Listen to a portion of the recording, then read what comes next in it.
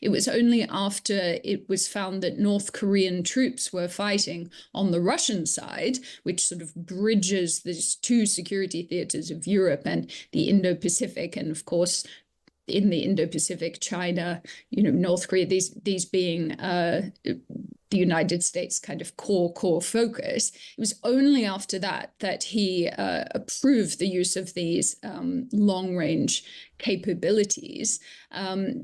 President Trump appears to have halted that. Today, I am joined by Sophia Gaston, Research Fellow at King's College London's Department of War Studies. Sophia, welcome.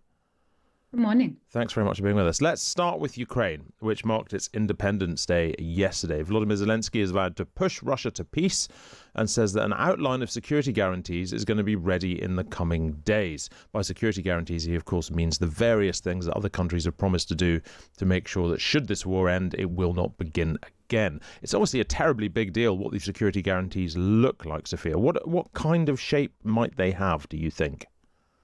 Well, there's several different components. There's, of course, the question of sort of arms, munitions, supplies, so that you could be in a kind of forward posture all the time to respond to any new incursions. You've also got the kind of deterrence elements, the idea that just by amassing those kinds of capabilities within Ukraine, strike capabilities, air, maritime, all the full spectrum, that Russia would be dissuaded from wanting to come back for another piece of the pie. You also have the question around reassurance forces on the ground. Obviously, there is a degree of deterrence that comes from having troops there from countries that would be minded to defend and respond to any incursion on their people. So these are the sort of components. And then you've got all these kind of other technical components which support these functions, particularly around kind of satellite tracking, intelligence data. Now, the tricky piece for the Europeans is that a lot of that last basket, which is actually needed to facilitate all these other pieces, is at the moment owned and led by the United States. Yeah, and I mean, what do we expect in terms of what kind of security guarantees America is prepared to give? Because we had thought America wasn't prepared to give very many. Last week, there was some suggestion from Donald Trump while meeting with European leaders that actually no, America will be intimately involved in these security guarantees. But, I mean, one can never be sure whether he's going to retreat away from that. What do we think there? Well, if they are providing these kind of vital support functions that only the US at the moment can provide, then they will sort of have their hands in many different aspects of the system, because they need to be integrated across all of these different levels. So it would be a very central role, even if the contributions were less material. I think it's extremely unlikely we will have any American troops on the ground. I think that the actual nature and composition of any reassurance or peacekeeping forces there is still quite ambiguous. And certainly, I think there has been a sort of question about whether or not you could bring in troops and from countries outside of Europe, which I think, of course, would be very uncomfortable to Europe. But you also have this problem that most of the European countries that would be supplying troops are also NATO members, which, of course, is something that Russia is very keen not to see, and putting a lot of pressure on the Americans to push against. So I think it's extremely ambiguous at the moment where this is all going to land. What we do understand is that America has agreed that it will provide something. I think there have been reports that it would be in the realm of sort of air cover plus those kinds of support operations, but it really remains to be seen, because of course there's furious negotiations going on behind the scenes, and then you've got this instrument of public diplomacy, which Russia, Ukraine, the United States, and all the European allies are also using to sort of actually affect outcomes in the negotiation. So it's going to go down to the wire. I don't think we have any concrete clarity on where it's going to land. And in some ways, that is a byproduct of the more unpredictable nature of the Trump administration. What I would say is that certainly there has been a shift over the last couple of weeks amongst the European partners who, are having another meeting again this week, that even if we can secure these guarantees from the United States, which are absolutely essential, we do have to really take seriously the concept of how Europe can independently project deterrence. Because even if we can secure those guarantees this week now, that unpredictability that surrounds the Trump administration makes it very difficult to kind of think about how we actually embed long-term peace, security and prosperity in Ukraine. Well, sure. I mean, speaking of that unpredictability, the Wall Street Journal reported over the weekend that the US has blocked Ukraine from using American-supplied long-range missiles to strike targets deep within Russia since the spring of this year. It's remarkable that this would sort of emerge now as an effort to get Vladimir Putin to engage in peace talks, because I think it's only a couple of days ago Donald Trump was sort of saying that Biden's great mistake had not been allowing Ukraine to use these weapons to strike Russia right at the start. How important are those long-range missiles to Ukraine? How much of a difference will this have made to them? And is this the kind of thing that could encourage Putin to engage in peace talks, which presumably is the intention? They are important because they're the distinction between Ukraine fighting an entirely defensive or offensive operation. This has been a debate since the beginning of the war.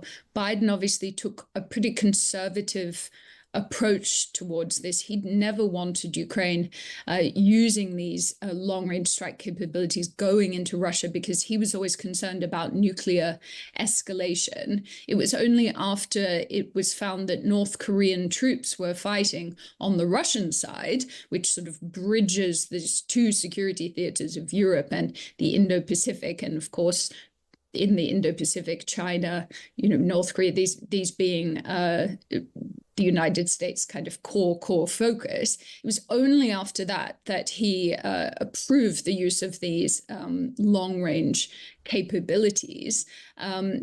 President Trump appears to have halted that because, of course, I think one of the biggest challenges here is that there are fundamentally mixed incentives and also kind of mixed goals and objectives around this conflict as we go into these negotiations. So not everyone's in the same position. And a very key motivating factor for the Trump administration has always been to end this quickly. And the Trump administration's fundamental belief is that the fastest way to end this is to create a mutually beneficial, amicable settlement that is feasible for both sides. And that includes Russia. And that's what's so jarring for us in Europe, because, we see them as the primary aggressor. And traditionally, you would be seeking the kind of unconditional surrender of the aggressor, rather than this sort of everybody wins, quote unquote, outcome that is being sought here, which of course requires Ukraine to give up a lot. So I think that's the motivating factor behind having kind of, suspended the use of these arms. But we'll see, because again, I think the Europeans, Ukrainians have been very good at kind of shifting the pressure back onto Putin now to come to an end and meet that core Trump objective. So we could see him shift again on that position. I think he just wants to keep as many cards in his hand as he can. Right. Well, I've got you, Sophia. Let's, of course, turn to the other war, because Israel intensified its bombardment of Gaza City over the weekend, and it, of course, plans to seize the area altogether in the coming days. We've also had news today that at least 15 people, including 4 journalists, have been killed in the south of Gaza. There seems to be sort of huge opposition globally, within Israel to the war continuing, but also globally as well, with the obvious exception of the White House. Why do you think Benjamin Netanyahu is pressing ahead with this? How seriously, how much should we weigh up what he says are his military objectives with his own political objectives to simply be clinging on? Well, I think, again, to look at these kind of mixed objectives and motivations, I think in a way where we are now is you have the United States is sort of fairly aligned position. The US government position is fairly aligned with where a lot of the Israeli people are, which is we want this war to end as quickly as possible, but we want all the hostages home. And we have to remember there are still 50 hostages, about 20 of whom are believed to be alive in appalling conditions, being held by Hamas in Gaza. Now, the position that Benjamin Netanyahu has taken is that he is more ambivalent about the length of this conflict. He's not actually motivated to end it as quickly, but he also wants all the hostages home. So you've got this kind of even discord on one side. And then, of course, you've got a lot of people in the international community who just want this to be over. And maybe some people who are actually less, bothered about the return of these hostages. And this is the problem. We have to actually also draw attention back to the fact that Hamas, is the other side of the equation here. They've got 50 people, some of whom are still alive, and they are refusing to send them back all at once, which is the demand of the Israeli government and its price for ending this conflict. So the negotiations that have been taking place over the last couple of weeks, and this deal that Hamas has apparently agreed to, only involves the partial return of the hostages, which the Israeli government has said now is a red line they will not accept. So we've come to this stalemate. I believe that Netanyahu is to some degree trying to kind of push and create pressure on Hamas to agree to a deal to shift that position. And that's, part of the motivation of threatening this full-scale invasion of Gaza. But it's also true that he will pay significant costs for pursuing this because, as I mentioned, these other two key actors here, the United States, Israel's biggest supporter, and the Israeli people, who are starting to put a lot of pressure on the government through protests, they are motivated to finish this as soon as possible and are not supportive, really, of a kind of more prolonged, bloody conflict. So I think, that Netanyahu absolutely deserves all the scrutiny he gets on these questions about this new offensive.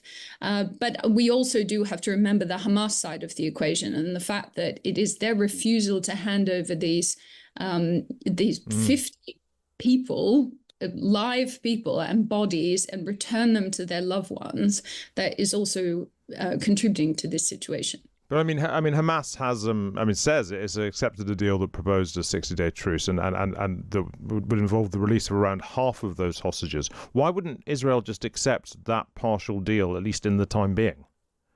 Well, the problem is, firstly, a lot of the other deals that have taken place have involved the release of an enormous number of Palestinians who have been held in Israeli prisons. So, they'd be getting 10 live hostages back in exchange for, 100 or so Palestinian prisoners, some of whom, or many of whom, all of whom Israel believes are, have committed or were going to commit criminal activities. So I think there was always sort of a discomfort in the Israeli government about the sort of terms of those deals that they went through. It's also, it propagates and prolongs. Hamas, you're asking the question about why wouldn't Israel accept the return of half? Well, why wouldn't Hamas return them all? Hamas is disincentivized to return them all because every time that it delays, it means that Israel is motivated to continue to find these hostages and prosecute their war against Hamas, which, of course, as we all know, leads to terrible costs for Israel as well. So I think, what we need is appropriate balanced pressure from these international negotiators. There's of course a lot of conversations going on in the Middle East community. Qatar and so on have been trying to get involved in brokering these deals. I think there is a question starting to be asked amongst the Israeli people, and certainly including a lot of hostage families, as to whether the approach to get them back with this kind of new military campaigns is actually endangering the lives of their loved ones. So I would say that the shifts that we're starting to see in Israeli society are significant. But I do think the international community does have to continue to put pressure on Hamas as well, because they are the other party to this negotiation. Sophia Gaston, thank you very much indeed. Sophia is a research fellow at King's College London's Department of War Studies.